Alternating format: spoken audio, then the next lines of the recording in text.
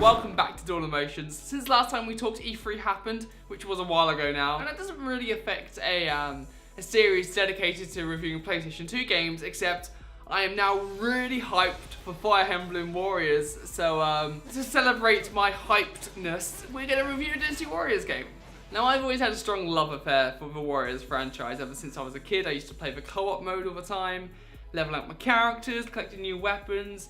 All of that sense of progression combined with the simple gameplay mechanics made the game really inviting and easy to get invested into, I guess. And I want to see if Dynasty Warriors 2 has that same mentality about it. And yes, it is lacking the co-op, but it is an important game in the franchise because it was the first one to go, alright, let's not do a 2D fighter like everybody else is doing. We're going to do something completely different. We're going to do something which hasn't been done and can only be done on the PS2. You got to commend them for having balls to go, let's do something completely different. So this game plays out in usual Warriors affair. You get thrown into a skirmish head first, and it's your job to push the army to whatever objective they want you to do, be it capturing keeps, stopping boulders, hitting your generals, defeating enemy generals, riding a horse. And of course your attacks are what you would expect. Square lets you do your smashy stuff, and then on triangle you can do these cool flourishes which you throw in between your smashy attacks, and they normally work as some kind of AoE just to knock all those millions of units surrounding you out of the way a little bit so you can actually see what you're doing. And of course there's your Piercer Resistance, the Muso attack, which you can charge up over time, and you do that obviously by attacking other people. And once it's all charged up, you are unstoppable for like 5-10 seconds.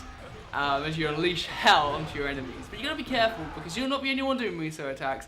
The other generals can, and even like the normal soldiers can do special attacks as well. So you've gotta be careful.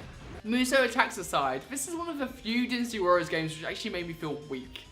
And that's a big deal. This is a game which sells itself on empowerment. You know, it boasts about how many kills you can make per game. But you know what? It's actually really, really cool. Because one of my biggest gripes about the Warriors franchise in more recent times is the fact that they throw so many power-ups at you that you easily feel overpowered. Whereas in this, every pickup matters. Healing items are a godsend. You will need that +3 attack bonus if you want to stand a chance against the enemy generals. You know, I thought that maybe this would just be the case for the first few levels because you still level up and stuff. I was only playing in normal difficulty, and even when I reached like the 4th and 5th level, there's only like 8 in the whole game, I was still struggling. I still had to really plan everything out to the T. That would have been enough. If it was that and a solid game, this game would be perfect. So as much as I love the difficulty in this game, Dynasty Warriors 2 is really let down by a lack of polish and foresight, really. So these power-ups which they've made really important to you as a player are so hard to see on the battlefield. And that really comes down to the fact that we're really pushing the amount of combatants running around on the battlefield. If I can't see these power-ups, which I really do rely on in this game, it's all kind of worthless, it's all pointless. And you know what, it might not be too bad if it was a even playing field. Like if the enemy generals had to go through the same shit I had to. But no, the enemy generals can just kind of drop power-ups whenever they like. They're just like, okay, I'm running low on health, better get some more health now. How it seems to work is, when you knock an enemy general on the ground, there's a chance when he stands back up again, he's going to drop a potion or a +3 attack bonus or whatever the case may be. With that in mind, you can kind of game the system. Like, okay, I just don't knock anyone on the ground, and then they can't use anything to heal themselves, and then you get to the end, pow, done. But the problem is, all your good combos end with cool flourishes, which knocks people on the ground. So you can see how that's problematic. It's almost like when you're a kid on the playground and your friend's like, oh, your sword wasn't quite long enough to hit me, so you didn't hit me and I'm fine, now I'm going to stab you with my super long sword. I used to always play with a guy who always was Sephiroth, and his sword was always big. And he would always stab me from the other side of the field. I was like 8.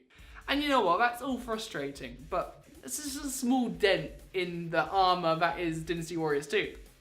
Well, you would think, but oh no, it gets worse. It gets a lot worse. You have no control of the camera apart from you tapping L1 to move the camera behind you. It basically works like L targeting in Legend of Zelda. You have no control of it on the second analog stick at all. In fact, the second analog stick does nothing. There's nothing attached to that at all. So don't even put your finger on it. So you're wasting your time. And it leads to these really dumb elements in the game where you would be surrounded by enemies and you'd be like, oh shit, I can't see where I'm being attacked from. So the only method is jumping out of the battle, running away, switching the camera around using shift mode, and then running back into the battle. And sure, it's fine, it works, but it just takes you out of the experience. And so many times I got killed just because I couldn't see what was happening. I think I got killed more because of the camera than a lack of skill. You just get picked off by some guy who I just had no chance of seeing. It's just not fair or fun, and that's what lets Dynasty Warriors 2 down. You know, for such a flawed game, I would be lying if I said I didn't have a good time playing this. It's campy martial arts fun, and that works so well in a hack and slash game. These thematic choices they made early on in the first Dynasty Warriors game all carry over, and it's just, it's just like good, like feel-good food. It's like a cheese toasty. You start off the game with 9 different generals, and by the end of the game there's like 28 if you unlock them all. So there's plenty to do, plenty of people to fall in love with, and from a technical perspective, this game actually achieved loads. Like having 1,000 combatants running around at any given time is amazing. And yes, sometimes the fog of war is so bad you feel like you're in Silent Hill, but that doesn't take away from the truly epic moments this game throws out at you from time to time. But the issue is, for everything this game does well, there is something shit hidden around every corner. I mean, what we mentioned so far is just the tip of the iceberg. If you want to save mid-game in this, you have to find a save point hidden in the map. And these maps are massive, and frankly, it's easier to finish the level and lose and start again than it is to find the save point. And then the bow mechanic seems ridiculous because you can only hit stationary targets with it. So it has so few uses in the actual game. And the list goes on and on. There's plenty of I could continue saying what's wrong with this game until the cows come home and the sun sets. This game may look as charming as Tekken Tag Tournament, but it's clunky as hell to play.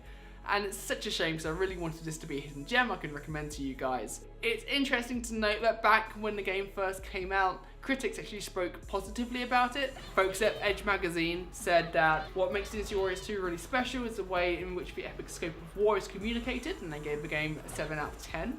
Whereas Doug Perry at IGN said, it's a great game despite its limitations, but I just wish that after 3 levels I wasn't bored to tears smashing the same set of buttons over and over. It's interesting to note that none of these critics actually mentioned the same issues I had with the game, and that makes me think maybe as a modern gamer I've just been spoilt by the likes of Hyrule Warriors and hopefully Fire Emblem Warriors when it comes out. However, with the game's age in mind, I can't give Dynasty Warriors 2 any higher than a D+. I think I would have been happy to give it a C- if it did have local co-op, because that would just make the whole experience a lot easier and more fun. Anyways, if you want to hear me talk more about Dynasty Warriors, you should check out our Nostalgia Trip episode I did with Phoebe. We played the first game for a bit. It's pretty difficult with single player. It's horrible. I want to try and get past round 1 at least. It's so hard. Yeah. I mean, I guess I don't know any of the buttons. What's your problem, 97? And there's going to be some more Dual Emotions. We're going to try and make this regular again, or once a month at least. Oh, remember to let me know what games you want me to review. And I'd love to hear what you think about these videos, because I really enjoy making them, and I hope you really enjoy watching them. Anyways, until next time, guys. Catch you later, interwebs.